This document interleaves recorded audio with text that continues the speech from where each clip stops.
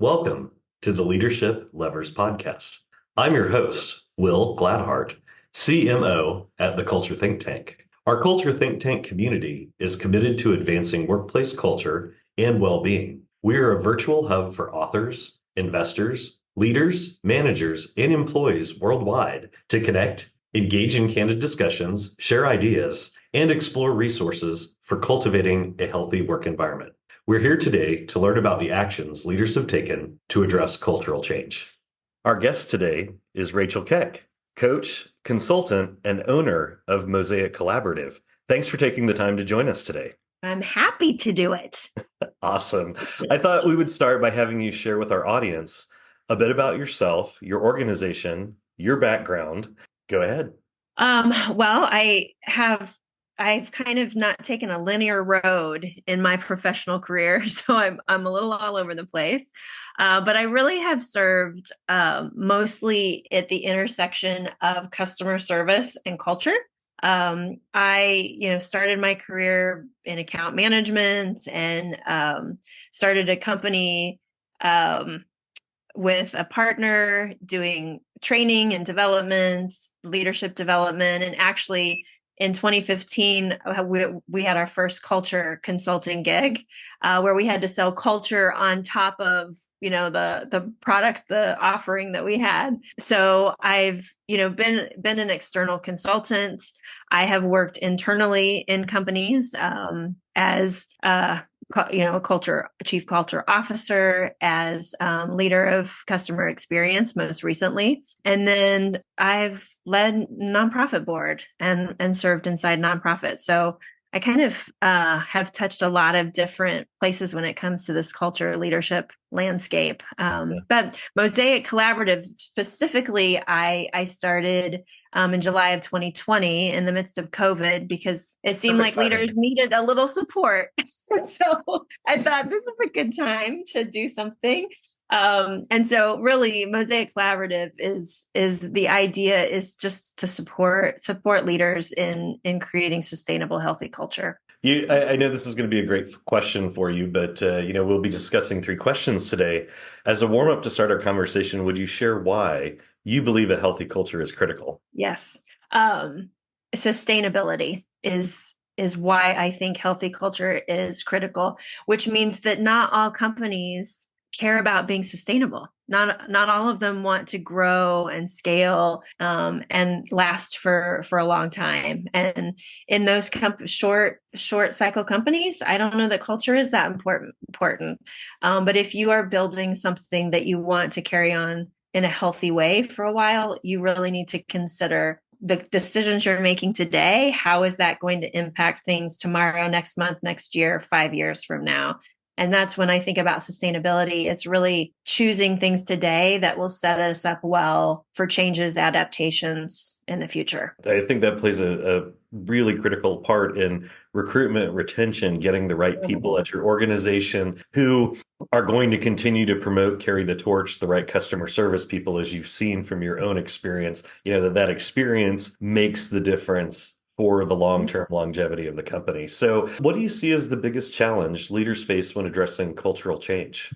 I end up most of the time in sort of mid-market companies, maybe anywhere from 50 to 200 people, maybe up to 500, varying revenues, but really kind of a mid-market size company. And so that's where my lens comes from. Although I know from conversations in my network that some of these things are across the board. It doesn't matter what size company you're in because human beings are in all the companies. But for me, I think intentionality is something that really gets in the way when you are really wanting to create cultural change. It takes a while. I mean, the rule of thumb I've always heard is 3 years. It takes up to 3 years to see cultural alignment or see the effects of cultural change. And the intentionality to keep that in the forefront and commit to it is the biggest barrier in those companies because it can be very reactive. It can, if sales drop culture strategy goes out the window. People revert back to their reactive, like lower selves. And it just, the priorities shift so quickly in mid-market companies that intentionality of keeping culture change at the forefront, I think, is the biggest barrier.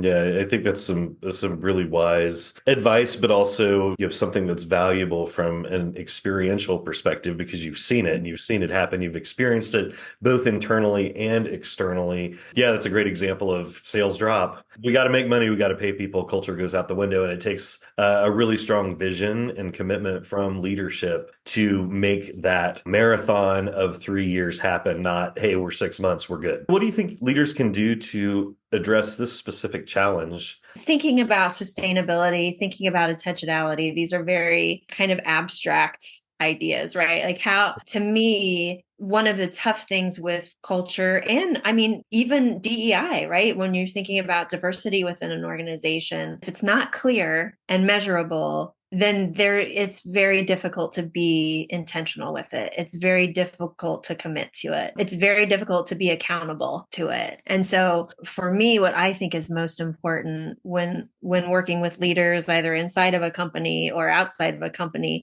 is to get just very clear about, let's define the culture that we want. Let's be very specific. If we have values, what are the behaviors for and against that value? So that then we can be accountable to it. Because without that clarity, it is just sort of this great idea in the sky that there's nothing sticky. There's nothing sticky to it. Continues to be the great idea in the sky that nobody ever gets to, right? Which is incredibly frustrating, I know, for leaders. But so I love that you've addressed, clarity, intentionality, and really helping leaders understand that culture is in it for the long haul.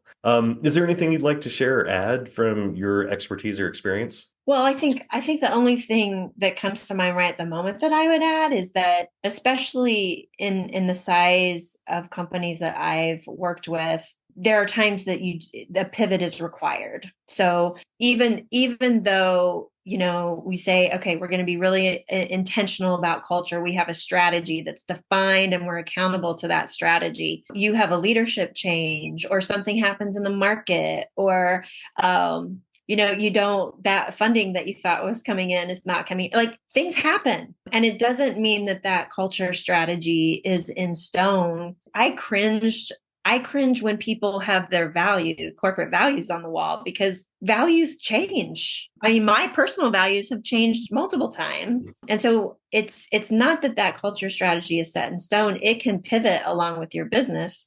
It's about keeping it very clear. And so when things change, stopping, slowing down.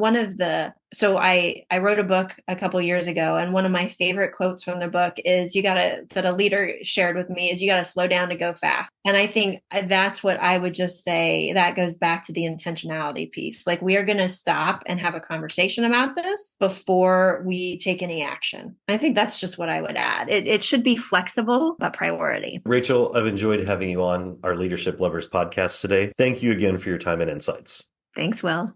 Thank you for joining us on the Leadership Lovers podcast. You may find all our Leadership Lovers episodes in our Culture Think Tank community at www.culturethinktank.ai. Join the community at no charge and tune in weekly as we invite leaders to share their experience in strengthening culture one action at a time.